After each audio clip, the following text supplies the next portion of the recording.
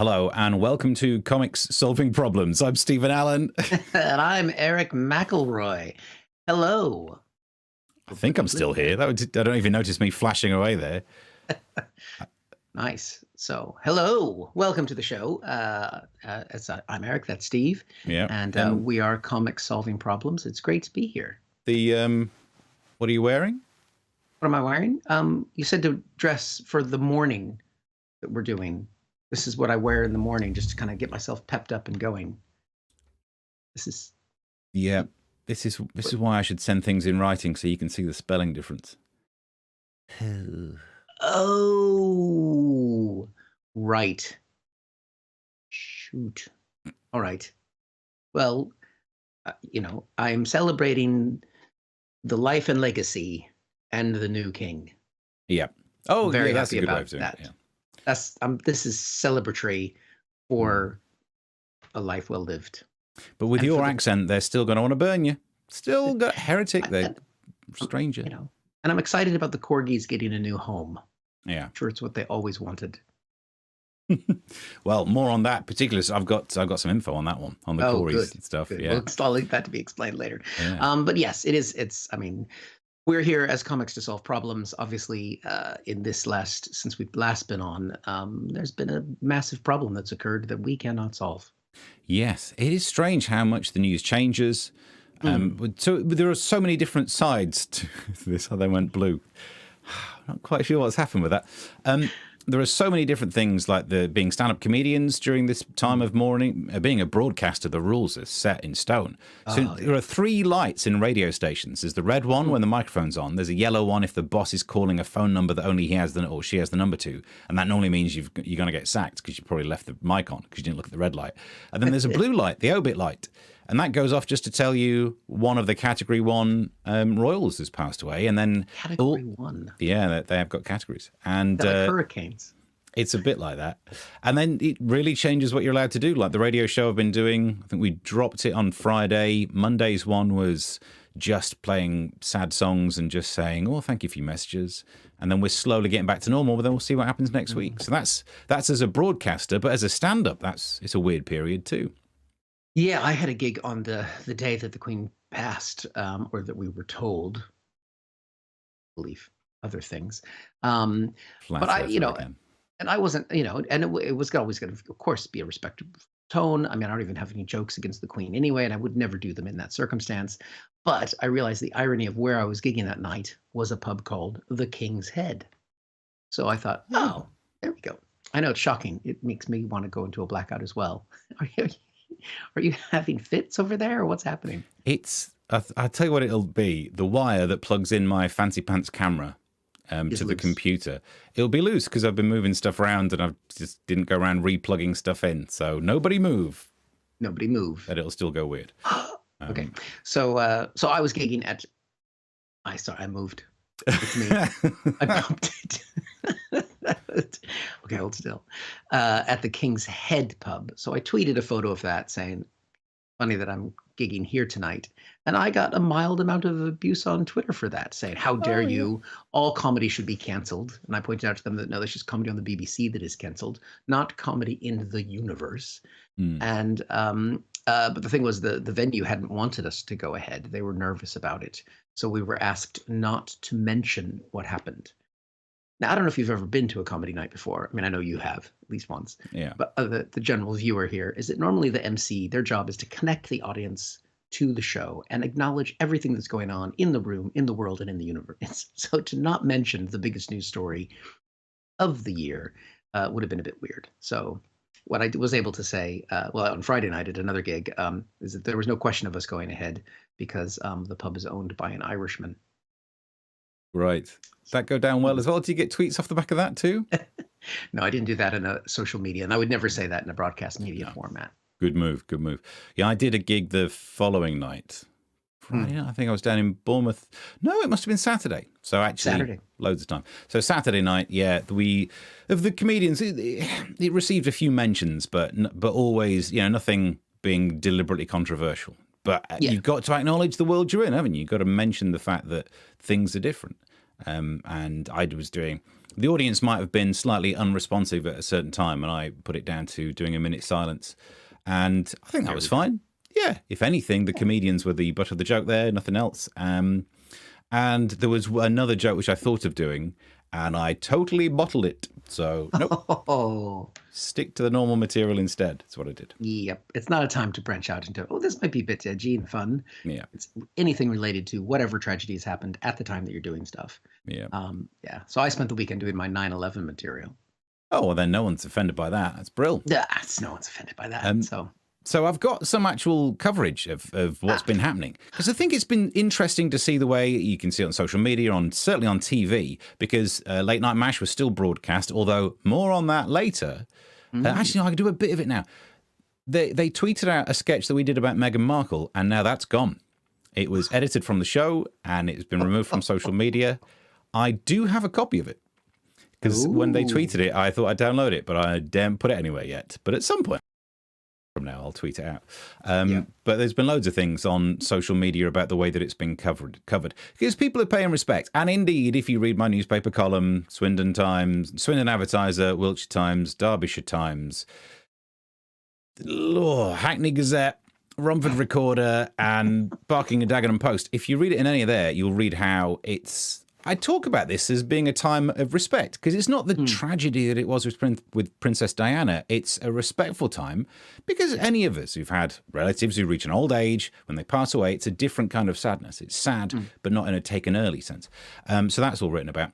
And people have been going to pay their respects in different ways. But sometimes maybe it's getting a little bit too much, as we heard on the BBC when they said, I just want to bring you a little bit of advice that's come from the Royal Parks this morning. They are suggesting that there are enough Paddingtons and marmalade sandwiches in the parks at the moment. That bit, there are enough Paddingtons and marmalade sandwiches in the parks, feels like the end of the sentence needs to be to start a fight or to feed people who are really into sandwiches and eating bear. But then it's all to do with people leaving too many. She added, please feel free to bring flowers, but maybe don't bring any more Paddingtons or marmalade sandwiches for now. Maybe don't bring any more Paddingtons and marmalade sandwiches for now. As if at some stage there'll be a bit where they go, you know what, I think we could probably do with more stuffed toys and food rotting on the side of the street. That'd be pretty good. But yeah, keep bringing flowers, they say. The reason, in case you're watching this and don't quite put two and two together, why is Paddington Bear linked to the Queen? And actually, they are kind of overselling the one small thing. She did way more than act in a 30-second sketch, and that's the thing that people are obsessed about. So much so that some of the commentary included this. And can I just add something about the Paddington Bear sketch that we've all seen? We should remember that she acted that in empty space. Yes. There wasn't a real Paddington there, although it looked like it. Shit my balls. There wasn't a real Paddington there, but I've heard him talk. How can he not be a real bear if I heard him speak? Yep. So maybe they want to look into that a bit further. I mean, it's just a sign of running out of things to say, isn't it? This is the problem with what the BBC does. It then just flips to non-stop coverage. They get some experts in and there you go, fill 24 hours. You're going to end up saying some rather stupid things like that. It's interesting to see some of the coverage that, on Time FM, we've just been saying thanks for your messages, and I've been receiving messages via my website. I've hidden the name of the person who sent this one, but I think it's an interesting point. Someone got in touch and said, hi, Steve, do you think it was poignant that one of the last acts of Her Majesty was to remove Boris? What a wonderful person she was. There will never be another. Yeah. Thankfully, she held on long enough to get rid of him. The reason we're all worried, and I think we're all worried when it was going to be Liz Truss doing the speech, because she's not good at speeches. I was worried that she'd be saying something really poignant and emotional about the loss of a monarch and then just pause in an awkward way like she did in this one. You were admired from Kiev to Carlisle. It's when you see her swallow. And even that's not as bad as this one. In December, I'll be in Beijing, opening up new pork markets. Christ, are you opening up a pork market to jump in it? Because I would if I ever did that in public. The smile when she says pork markets. You can tell when she was practicing that speech earlier in the day. She was pork market. So happy about it. So happy. Pork market. Pork. But, and I got it out. It's she a good did. feeling. I mean, maybe she thought it was like a punchline, because I can see how it's vaguely rude. Like something, something, something, pork market. Am I right? Well, if she'd looked at David Cameron, then it would have been. Yeah, but she didn't even have that sense. But she did the speech, and now we have a new monarch. And this tweet was, this video was going viral, and it's made me like him even more. Where he had to do some paperwork and get that out of my way. Get out of my way. Get it. Shift that. Come on. And there are loads of clips where he kept just dishing it. Get rid of that. And you would, wouldn't you? Because, look, he's going through a difficult time, but I don't think it's treasonous to say this. There must be a small part of him that is in some way thinking, I'm the MF king now, MFs. He's the king. I don't pick up my own, whatever that is, pencil case. So I'm all for it. I'm all for it. Well, I think we're up to date with the coverage of various... Actually, no, that's not true. I did spot some more that we could do. But have you got anything to chip in before we go into pictures? I've done the videos. Well, I think that video of him, waving away the stuff, I think that's been the, and now Charles has turned into the jerk we all thought he was. And so they've waited. They gave him like 24, 48 hours. And, the thing is, yes, they are ridiculously wealthy and privileged. And, yes, they lives of service, but also living in mansions and having a fair amount of dosh. Yeah. But his mom has just died. He truly believes, I think, in the role that he has and the importance of it. So I would imagine he's a perfectionist, wanting to get things right. The amount of ceremony that he's now had to do 24 hours, a day, essentially. And so, and every single second of his life is filmed. So I'm not the most massive royalist or Charles one way or another, but I think, come on. Yeah. Give a guy a little bit of a break. Yes, I would hope that he's not like that to people supporting him in a support role all the time. But if we were filmed 24 hours a day, you would see me kick the shit out of my dog. Okay. Weird. My stuffed animal dog. That's what I meant. Because it definitely doesn't move your pencil case away. It doesn't. So I think, give him a little bit of grace. Yeah. I disagree with the fact that they can pass on wealth without inheritance tax. That seems right. Come on, you're not that special. We all have to do it. But apparently it's so that the royal family doesn't deplete their wealth. No, that's kind of the purpose of an inheritance tax. But what else was he meant to do in that pen situation? Because the other option is he goes and moves it elsewhere. And that'd be more annoying, just seeing him faff around. Like, no, sit down quite yet. I'll go and walk it over there. Yeah, he's got people to move pens around for him, but that's what you do in these situations. Now, it has meant a lot of things have happened in society, that we're going to get a bank holiday. I don't know if that's good or bad for the economy. One thing that is apparently good for the economy is there's been an increase in sales. Do you know of what? It makes sense when you say it. Are you ready? It's black ties. Of course. Black ties have sold out. Now, the thing that I'm not... Is that because people are getting new ones? Because I've got a black tie. I'm not wearing it now because I'm in the shed and that's in the house. But everyone's got a black tie. I think we've all been to a funeral. It feels weird that that's suddenly been all sold out. Yeah, you're not wearing it now, but you own one. It was sold out. Yeah, but we're now living in this post world. I can't remember what it is, but the world, because Elizabethan was easy to work out, but they use Latin for the Charles one, so it's called like the Kellian or something. More on that later, I guess. But it does mean there are different roles for royals. Prince Charles becomes King Charles III. William becomes the Prince of Wales, which I think means they need to grease his rudder to make sure he doesn't get stuck outside Portsmouth. And then also, this happens. Prince Andrew is set to play a central role in the funeral. It's keeping the kids away from the flame. Is it? No. But what he does have to do is, because there's all them corgis, the corgis are now going to end up being looked after Prince Andrew and his ex-wife. And that makes a lot of sense, because if you go through his phone, it does say that a lot of his friends are groomers. So we're up to date with that one. There's one more change that I thought I'd mention. Last week's episode of Late Night MASH went ahead, but this one's not doing. They've pulled us for a week. Yeah. There's been a lot of change in TV, so we're not filming one this week. We've just been told, literally just before coming on and recording this, I got told that. And there have been some other changes. ITV's This Morning is now, well, that makes sense. But other than that, we're up to date. There we go. Brilliant stuff. Well, make sure that you're engaged in the chat as well. We forgot to mention that at the top. If you have any thoughts and condolences towards Steve not being able to go ahead with the show this week, that's really been the big. That's really the big story of the week. I'm sure it'll be the headlines on all of the news media, and then we'll all notice that the show hasn't happened. Yeah. Although you did, I think we could say this, you did a joke before we started recording, which might be the funniest thing I've heard in ages, about the fact that I've got a meeting with a film agent rather than just a normal agent. Yeah. And Erich said, oh, you just got to be playing the newsreader saying, the meteorite is heading towards the Earth. Yep, that's all my range is. I've got a new part. Oh, what is it? Newsreader in zombie film. The moon has exploded. I mean, I will say this to the casting agent. Like, actually, that's a really good idea. I would take that. Early on in the film, some grainy footage where they superimpose those lines. Yeah. Yeah. The aliens have been spotted in London. Yeah. Play your strengths. Play your strengths. So, yes, please join us in the chat as we talk about the stories. Also, people do contribute to this show, Steve. Not just our suffering spouses.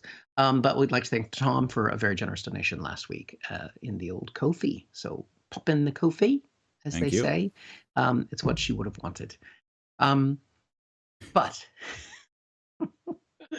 trying to get us canceled, because apparently, Steve, that's where it's at right now. And last week I talked about the hypocrisy of people criticizing Biden for one thing, and then all the various clips of the other party doing the exact same thing. Well, now we're playing that game UK style, because this week, and I'm not going to put the pictures up because if I did, basically there were pictures back in the day of people criticizing Meghan Markle and Harry for putting some flowers down on a grave somewhere, and they happened to be photographed and was published. Loads of tweets on the Meghan haters saying, oh God, can you believe that she does this? And of course, this week, the same people having been videoed, Nigel Farage is one of them, laying flowers as his respects and just happening to have somebody film it there and then him happening to post it on his Twitter feed. It's just so exhausting to call it the hypocrisy here. And then, of course, this week, we've had some people who don't like the monarchy. And because of the new laws where you can't protest anymore, thanks to the conservative government we've had over the last 12 years, people holding up signs saying, not my king, and so on, they've been arrested for this. Now, the people who like the monarchy have been really upset about this, saying, look, our freedom of speech is taken away. The same people are the ones who've been railing for the last year against all of the protests that have been going, all of about Insulate Britain and the petrol people. And, to be fair, there was some violence in that and some more activist things happening. But it's free speech or it's free speech. You don't get to choose the speech. And, of course, the left-wing people there's left-wing people on the other side of that. But it's such exhausting and so duplicitous. I wish I could bring myself to do it because I'd have more social media followers. Yeah, well, to have that same bias. Do you think they know it? Do you think they call out? I don't know. That's the thing. You watch it because there's some of these people we know, especially on both the left and the right wing side of these things and these arguments, and you're just like, do you have just a little bit of, if I send this, there's 10 examples of me arguing to suppress free speech that I didn't agree with not very long ago. We never talked about this. One of the times where I covered Free Speech Nation as like a guest host, one of them I was interviewing Toby Young from Free Speech. What's it called? The Free Speech Society, is it? Okay. The thing that he runs anyway, Free Speech Project. And we were talking about the guy who stands outside Parliament playing songs and saying that Brexit's bad. Yeah. Should he still be allowed to do it? And Toby was saying no. And I was like, so free speech? And he said, no, the only free speech I need to defend is free speech that goes along in the same direction as that's had a democratic vote. That if you are opposing the will of democracy, then you don't deserve free speech. But I thought you do. I thought that if someone, like when someone votes in a government, you're allowed to say, I don't like this government. Next time I hope for a different one. That's the same thing, isn't it? No, well, because what you're doing then is you're trashing the government. Just like when anybody criticizes Liz Truss did this, your favorite prime minister. I think you're going to like Liz. I can feel that you really like her. And when somebody was saying, well, the last 12 years of mismanagement of the NHS under Tory rule, and she goes, I'm not here to talk down our NHS. Like, no, you're just here to defund it. Yeah. So it's the same thing. Like, you know, I mean, America, we actually have genuine laws that protect free speech in America, and people can burn a Quran. I'm not going to burn the Quran, but I believe that the right is there to do it. You say you're not, but you wait until a few more price increases on gas, and you'll be like, oh, I might need to stay warm this winter. And you'd stay very warm. Yeah. Because other speech means having speech that you disagree with, and arresting people because they hold up a sign that says that they don't like the king. When give it 6 months, no one in this country is going to like the king. Wasn't it? I mean, just to give the flip side of that, I think he was arrested for breaching the peace, which is not being arrested for the protest. So it's not using the new laws. That one's already been in there. Yeah. But again, who defines the reason they get away with arresting him for breach of the peace is because who's going to say that's not really breaching the peace at a time like this? So yeah, still feels a little disingenuous. So was he using weapons to start the war, or what peace was? Well, I think he was just there was some peace and he breached it, and that's it. I remember I used to try and breach the peace every Saturday night. I used to try and breach my peace. I had a peace. I'm spelling it differently again. It's like ITV's this morning. I'm a peace breacher. Does sound like a little bit of maybe you want to come around and breach the peace. No. I wasn't inviting you. All right. No, I'm fine, thanks. Busy. Not that busy. No, we're not filming a show. But there we go. So, yeah. So that's all I have to say on that. It's exhausting. And the thing is, when you know people who are doing it, I feel less inclined to call them out. And maybe I should. I don't know. Because that is going to be awkward. Is it wrong then? I totally understand. No one wants awkwardness. Life's hard enough without having to get into it again. So yeah, no, I'm with you on that. I can move on to something lighter if it helps. Oh, what could be lighter than talking about the demise? Yeah, go ahead. Previously on the show, we were. You could get that movie part on the show. Previously on the show, we were. You could get that movie part as well. Yes. Oh, I'm a twofer. I can do the clip where I'm pretending to be a newsreader, and then if you need a little voiceover later on, I'll do it all. So we were talking about Leonardo DiCaprio, who only, as it turns out, mathematically dates women under 25, which when you're 25 yourself, that's fine. When you're 47, as he is now, it looks odd. I'm not 47, so if I were doing it, that'd be absolutely fine. But a couple of years from now, I'd have to up my game. And we said before, dating women over 25 is missing out. Women over 25 are absolutely brilliant. And if anything, like dating women under 25 must be difficult because they'll be using like shorthand or emojis that you don't know the context of. I was messaging, one of my nieces was going like, oh, how things, when I used to log into Facebook. But she messaged whatever the shorthand is for what are you up to. But kids these days don't write that. I say these days. The kids, 7 years ago when this happened, just did like W-Y... God, I've got to go on Google and translate it. It's like Morse code, you pain in the backside. So having a young girlfriend will just send you an emoji of like the celery one. I don't know what that means. What are you doing this? Oh, a flag. I don't know sure why. He's changed. He got all that flack for dating people under 25. Not anymore. He's matured as an individual. He's not just chasing models who are under 25. He's actually gone for someone. He's got a potential new partner, according to the news. Someone who has different things going on. He's a better man. He's more mature because we can see that he's apparently getting to know 27-year-old model. Whoa. Whatever that is, Gigi Hadid, Gigi Hadid, Gigai Hadid. So that's the update. We do some jokes about him. Yeah, we changed him. He's thinking, I don't want to get flack from comic solving problems anymore. I better date an older woman, 27-year-old. Boom, boom, boom. How we do it. Gigai Hadid. If you're going to get those movie roles, you got to learn how to say the names in advance. Yeah, because those people are in those films, aren't they? God, imagine I could be in a film with Leonardo DiCaprio, and imagine how quickly I would delete all of those clips from last week's show. You could be in the next Don't Look Up, the sequel. Still Don't Look Up. I know what you looked up last summer. That's a different film, though, isn't it? Where someone gets your search history. Right. I don't know how much time we have left here, but we've got, I think, one more thing I just wanted to mention. In the U.S. Trump world everything's going well in Trump world. Mega all the way. There's been 50 subpoenas dropped this week against his former staff and supporters relating to the insurrection of January 6th. And over the weekend, there was a tizzy, proper tizzy, because Trump flew from Florida to Washington, D.C. So a lot of people were thinking, is this it? Has he been reinstated? Is he back in power? But he was disheveled and wearing golf clothes. Maybe just like a kink. I don't know. Nobody knew what he was doing. He didn't post about it on his Truth social media platform. He didn't talk about it, call up, Fox News or anything else. And so it wasn't until the next day that pictures started to emerge of Trump at his golf course. And I think we have one of those pictures here.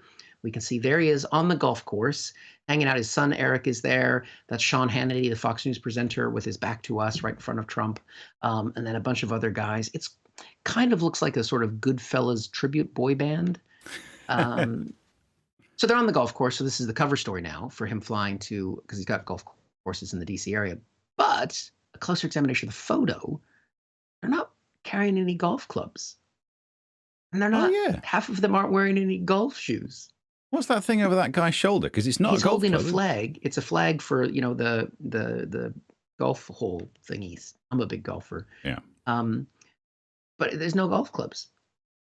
So basically, it's kind of what you do when you don't want to be standing in one of the homes that you own because it might be bugged by the FBI. Wowzers. If you pulled back in the photo, which we don't have, you could see they had a giant tap running. Oh, they are stood near water, aren't they? Is there? No, they probably are must stood near water. Reeds on the other side of it, yeah. Yeah. Well, anywhere Trump goes, there's always little puddles. Yeah. But so it looks like things are extra. going great for the former president. Wow. It's such a pity. Bit of a sausage fest, isn't it? You're looking around there and realizing, yeah, it's a bit of a sausage fest, that one. Yeah. Pop a few pillowcases on their heads. You've got a fun time going on. Yeah. Just a clan meeting. Quick rally. So there we go. We caught up on the problems. So we'll be post funeral next week. Yeah. So that's why we can just go crazy. I suppose we'll talk about the funeral. Are you going to watch? Yeah, why not? Because no one seems to be employing me for anything else at the moment. It's yet again another thing that just takes my work away. The TV goes, the radio stops for a while. Yeah, I really need a job that I just can't be removed from so easily. Yeah, because that bank holiday money that we're going to both get. I mean, thankfully I didn't have a gig anyway because it's a Monday. But yeah, that's another radio show I'm not doing. There we go. But we do remember her fondly, and we are happy for long live the king. Yep. Tip tip pop pop. Is that what you said? And she was the longest reigning monarch. And let's be honest, we're not going to live long enough to see that. There's just not enough space. Because it was speak for yourself. It was a confluence of getting the job young and living in the modern world. Because back in the olden days in England, monarchs tended to they didn't live as long because people were trying to hit them with swords on horseback. And that happens a lot less these days. Plus, medical care is pretty good for them. And she's a lady, so they live longer. She was a lady. Not in terms of the rank, she totally outranked ladies. Oh, look down on ladies. But Queen is really the top of the ranks. But yeah, it's going to be a long while till anyone manages to do that kind of score again. That's true. There was, talking about 24-hour news coverage, there was a commentator on one of the channels talking about the fact that, well, obviously Queen Elizabeth lived a long time because medicine has gotten slightly better since the Middle Age, and then went back into the Middle Ages and talked about how previous monarchs had passed. Really? It's under the no shit Sherlock. Like, is our medical, I mean, although to listen to some people who don't believe in the vaccine, you wouldn't think that medicine had gotten better since the Middle Ages, but I think it's objectively fair to say that it has, and that could explain it. Is that as obvious as saying that when she filmed a scene with Paddington, there wasn't an actual Paddington there? Shit my balls. Exactly. It's like when one of the kings got stabbed with a sword, somehow the surgery didn't go well. I don't know which one got stabbed with a sword, but did any of them die in the battles? Charles II. No, he got the first. One of them got beheaded. And there's Harold in the Eye. Yep. There's Richard III ended up under a car park in Leicester, and that'd kill you. I've never been I've never had someone build a car park on me, but I imagine you don't walk away from that easily. So there have been loads of different ways of making their end. Modern medicine had been around for Charles. Maybe things would have turned out differently after he lost his head. Yeah. And Harold just would have a little eye patch. Yeah. Those are hot. Yeah. So I think we've solved all the problems. I think we're nicely up to date. Yes, there we go. Subscribe, like, contribute, and we will see you next week. Yeah, or whichever comes first. Till then, bye. Bye. Thank you for watching this from Comic Solving Problems. And if you feel like it, go ahead and like the video. Or subscribe. Commitment.